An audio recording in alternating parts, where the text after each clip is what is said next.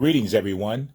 The following video is designed to let you know that a landmark partnership has been formed between the United Nations Development Program, or UNDP, Regional Bureau for Africa, and the Office of HBCU Development and International Corporation, Incorporated. As you will see, a historic meeting was held at UN headquarters on September 23, 2019. A milestone memorandum of understanding was signed between UNDP Africa and the HBCU community. Joint activities are scheduled for 2021. Therefore, this video will take you on a brief journey. It will end by inviting African descendant institutions of higher education to join us in preparation for an annual follow-up meeting. This special event will be held during the 76th session of the UN General Assembly, September 2021. In unity, thank you. Enjoy the video. We're going to start this happy vibes right from the root. Yeah. And the root is early one morning in the heart of Africa.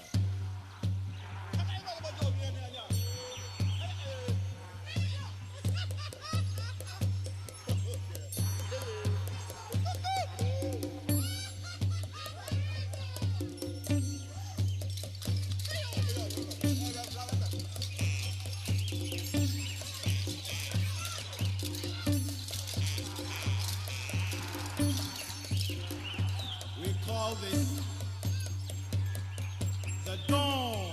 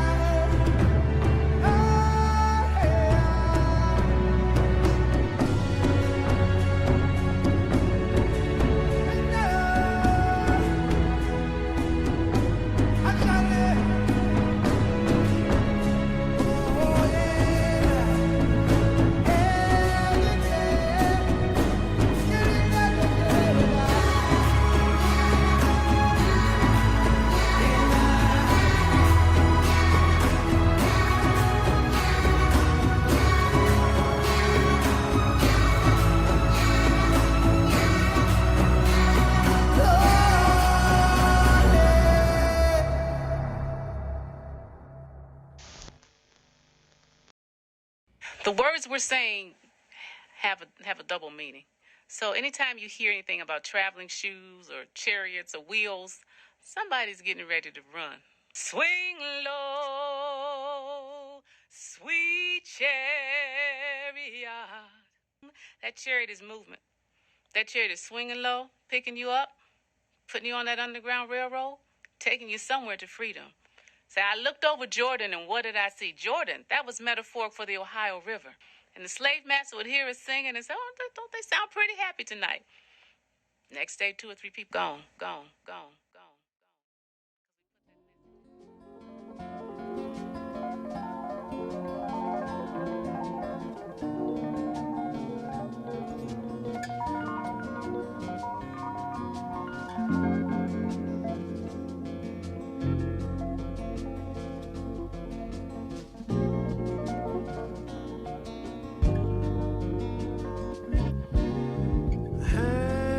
Hang on to the world as it spins around.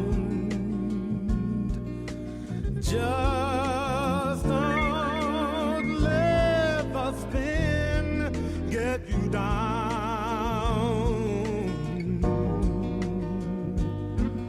Things are moving fast.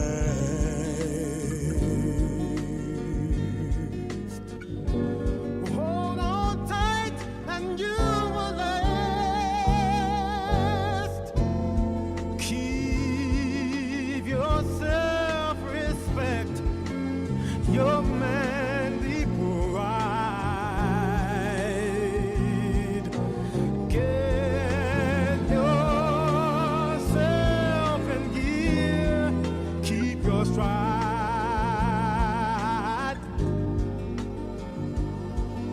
Never mind your fears.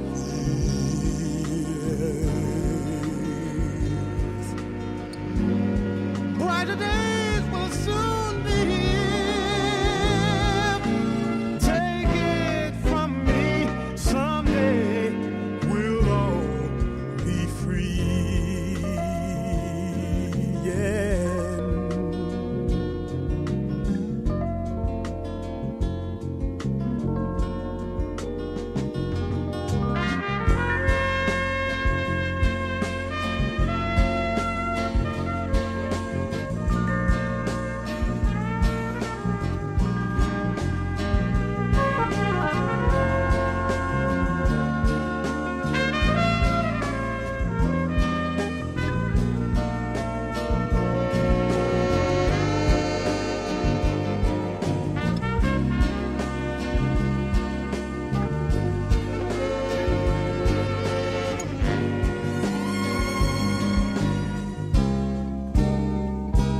Keep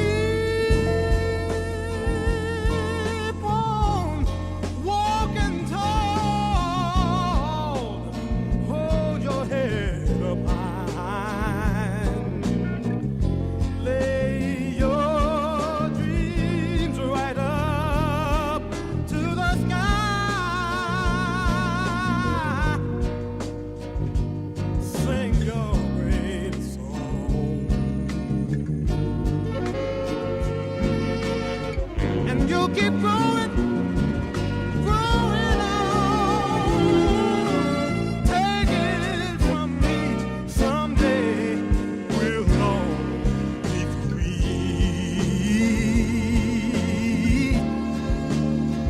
Hey, just wait and see, someday we'll all be free. Yeah. Take it from me, someday we'll all be free. It won't be long. Take it from me, someday we'll all be free. Take it from me, take it from me, take it.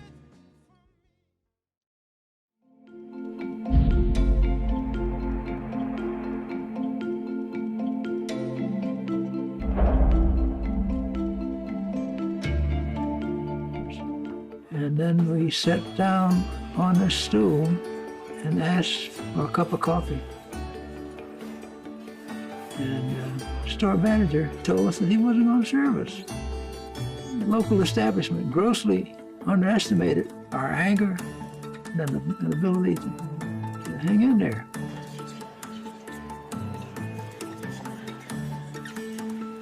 So when we were leaving the store, the Associated Press was there. And they said, "Hey, boys, what you gonna do?"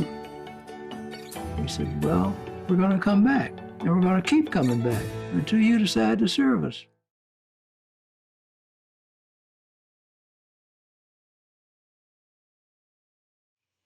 Excellencies, distinguished guests, ladies and gentlemen, we have identified the goal of education to be a major accelerator of achieving all aspects of the SDGs, Sustainable Development Goals. And in this regard, we have really looked at the role of the global African diaspora, who has a very strong role, not only in the transformation of economic activities, but in terms of pushing the lever of development across where African descents are. And on the basis of this, we have identified, on the basis of what they have been doing over the years, the historically Black colleges and universities and the predominantly Black institutions as one of the assets that can be used to drive the messages of the global African diaspora. The idea is for us to really see how we can use the historically Black colleges and universities as predominantly Black institutions to serve as the bridge between the American communities and the African descent, whether in Latin America, in the Caribbean, and in Africa itself. And at the same time, for us to use it as a way of expanding the mandate and the role of the global African diaspora. Henry Oriem Okello, and I'm the Minister of State for Foreign Affairs of the Republic of Uganda in charge of international relations. I am happy to be here this morning in New York, the United Nations General Assembly Hall, and it's an honor for me this morning to once again meet with familiar faces, my brothers and sisters from the region and afar. In particular, I'm glad to see my sister here, Ahuna, who we worked very closely with her time when she was in Uganda. Let me also acknowledge my brother Jackson Mthembu, the Minister for the Presidency of South Africa, who we work very closely with in the matters of regional peace and security in the region. So at the offset, let me extend my profound gratitude and appreciation to the organizers of this historic summit that brings together such a vast array of esteemed institutions, especially the historical Black colleges, universities, and primary Black institutions, and the Honorable Ministers of Education from Africa, Caribbean, and South American countries, to share experiences and explore how to strengthen international partnerships amongst them, higher education institutions in Africa and in the African diaspora, to advance quality education for all persons of African descent. And finally, in sober recognition of this year being the 400th anniversary of the introduction of slavery in the Americas, we welcome everyone to this inaugural summit, appropriately titled Africa and the Global African Diaspora. This historic international summit of colleges, universities, and ministers of education involves the creative participation of persons from both sides of the Atlantic. Therefore, within the guiding international framework provided by this august institution, the core goal is to advance quality education for all persons of African descent. This would be done in the spirit of and consistent with UN Agenda 2030, Agenda 2063 of the African Union, the Durban Declaration and Program of Action, and the International Decade of Peoples of African Descent. Essential to this role, special role, to be played by the uniquely positioned HBCUs and predominantly Black institutions of higher education here in the United States. There are over 200 HBCUs and PBIs throughout America, Together, they produce the largest percentage of African descendant teachers, health professionals, federal, state, municipal judges, government officials, and related workers. Without question, they impact the well-being of U.S. society as a whole and African Americans in particular. How do we begin to use our school systems, the education platforms, to engineer, to have this sort of human re-engineering, that people begin to see each other's values and value systems? Yesterday, the Regional Bureau for Africa of UNDP launched an initiative called African Influencers for Development, AID. The acronym is AID. Very deliberately saying, we want to free this continent of the feeling of inferiority complex that comes from believing that Africa and Africans must be about charity and aid. On the continent and beyond the continent, we see Africans of influence, not just for Africa, but for the globe. We see it in African scholars who have influenced the minds of many in the world. We see it in African leaders, the same leaders who are condemned on a day-to-day basis. Madiba that we have spoken about, there is none like him. There will probably never be another Madiba. We are seeing that the effects of transformation, the effects of change are having a devastating, in some cases a very positive, but most of the times it's a very devastating impact on communities of color. And that Medgar and other PBIs and other HBCUs recognizes that we are still in that struggle, and that struggle means that we first have to confront the challenges that are ahead of us, not only in higher education, but in our respective communities. The first of those challenges that we are trying to deal with, and that I think that this conference is apropos of, is the unequal distribution of knowledge and other key social economic resources in the world.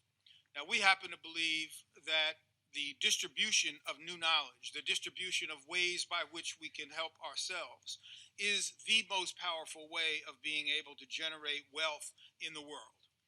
That is to say, when the human mind is functioning and can do the things that it needs to do and is productive both in an economic sense and in a human sense, that we have internal capacity. I know a lady who had a son.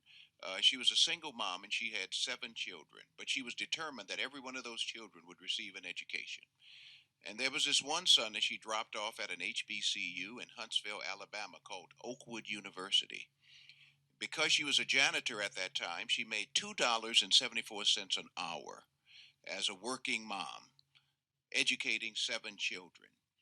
And she said to that young man, she said, son, I'm going to leave you here and I want you to get a good education. And then she reached down into a big basket. It looked like a basket to him at the time, but it was actually a purse, huge purse. And she came up with 500 $1 bills with a rubber band around them. And she gave them to her son. And she said, son, if I had more, I would give you more, but God will give you the rest. 40 years later, that son that she never saw matriculate through Oakwood University because she died of breast cancer, that son is speaking to you in the United Nations building.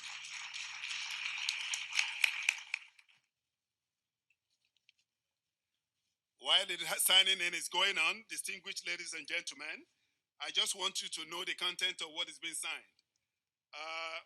There are about 9 items there, but I'll give you 5. One of the things that we're signing is to make sure this particular event becomes an annual event at the margins of the General Assembly every year. The second one is creating a platform for development exchange. The third is facilitate the process of distant learning. The fourth is staff and student exchanges. And the fifth one, which is going to be the final one I'm going to give you, is sharing best practices among the universities of African descent. Thank you.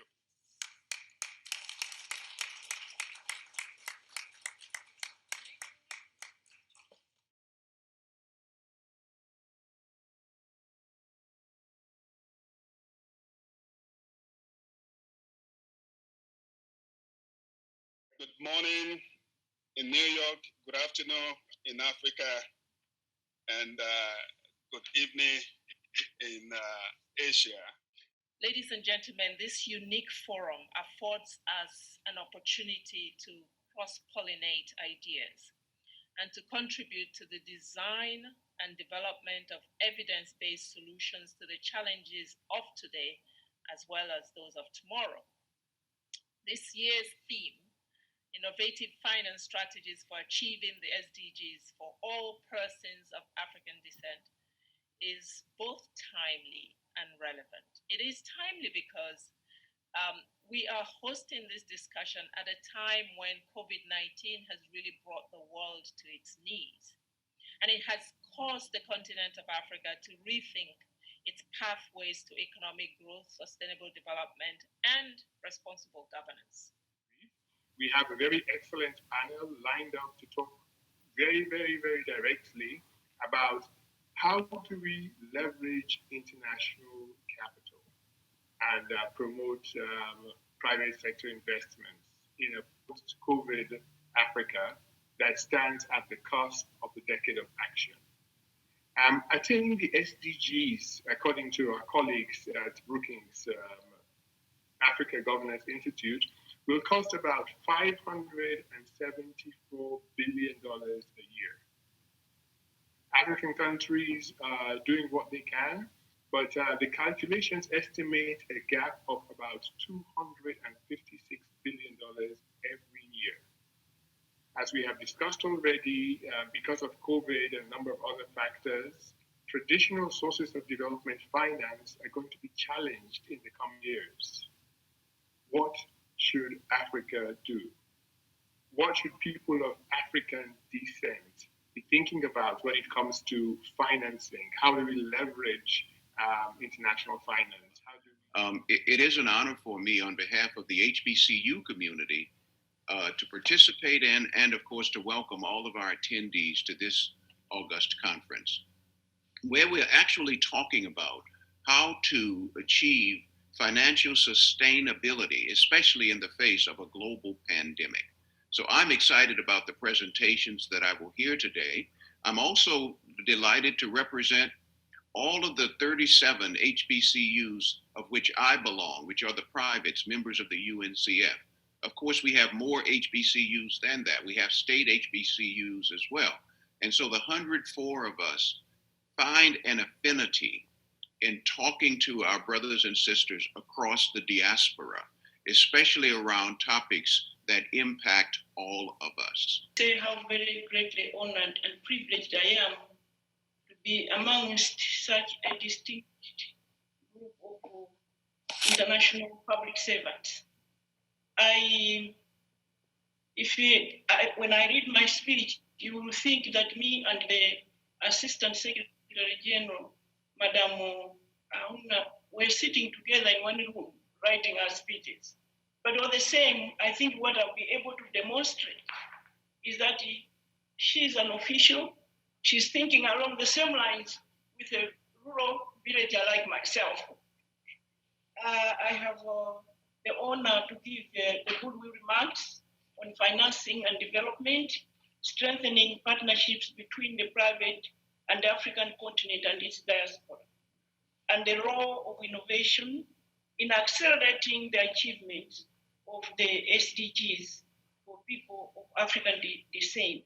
The need for social protection funds is dire, and especially after this episode, it's clear that we have to find ways to develop social protection funds, and that means using digital platforms and techniques to rethink how we formalize the African economy.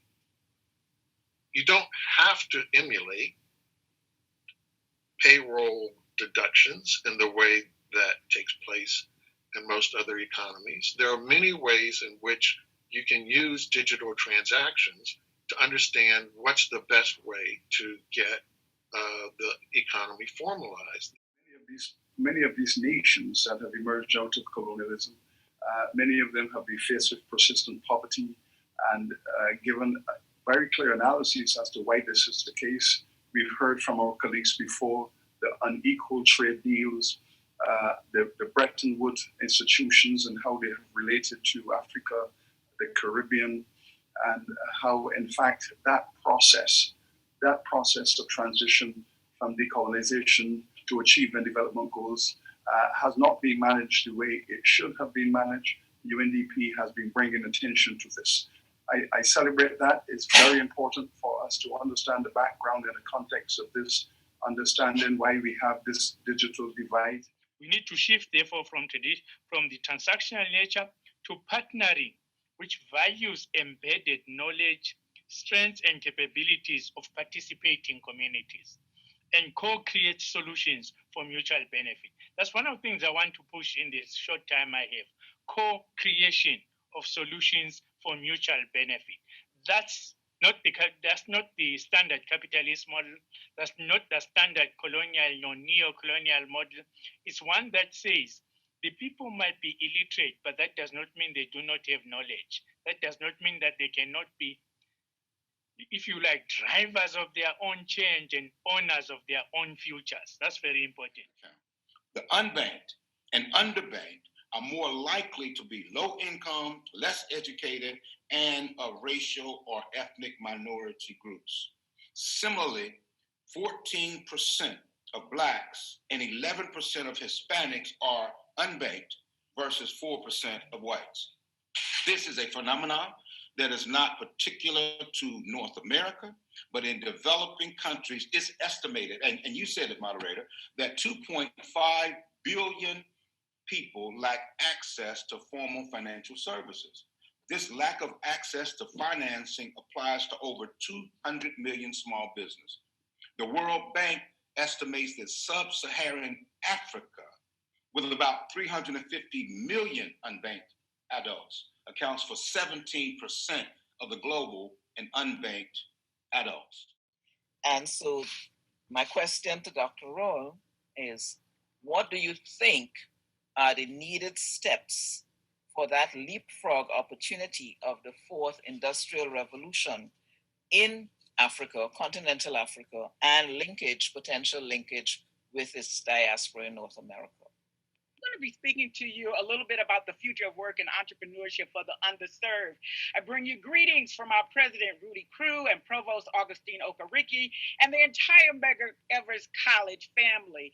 Collaborations emerged out of two funded international conferences, Social Entrepreneurship and Corporate Social Responsibility, held at Medgar 5 years ago. Our colleagues from Kenya, Jamaica, Chile, and the U.S. participated from multiple disciplines. Therefore, in closing, we again express our sincere appreciation to all those responsible for making today's historic and unique virtual gathering a success. In keeping with the summit's declared objectives, a collaborative roadmap for future actions will be prepared and shared. As agreed, we look forward over the next 10 months and in anticipation of the 76th session of the United Nations General Assembly to provide a culminating report which will assess progress made. We close today's proceedings with a sincere prayer for everyone's continued good health and safety. We thank you. Thank you very much, Dr. Mohammed, and thank you to all panelists. A special thank you to our distinguished guests and to everyone who joined us remotely. Dear colleagues, thank you for taking time to watch this video. We hope you found it informative. In conclusion, we end by reinforcing our central theme, Africa must unite. Therefore, in this spirit, please take special note of the 3-phase work plan for 2021 as shown on the screen. This plan is being implemented in partnership with UNDP Africa. You are invited to join us. First, during the summer of 2021, a network of HBCUs, PBIs, Caribbean and African universities will take part in a unique international distance learning initiative. Secondly, as noted, scholars from similar institutions and UNDP Africa will collaborate on a very special international research project. Their research will center on the theme of development finance and the co-creation of an African and African Diaspora Development Fund. Finally, we will prepare for our third annual landmark event and present results of these activities at the sidelines of the 76th session of the UN General Assembly to be held in September 2021. Should you or your respective institutions have interest, please email us at chairman@cpghbcu.org. Contact information for UNDP Africa is also made available on the screen. Thank you.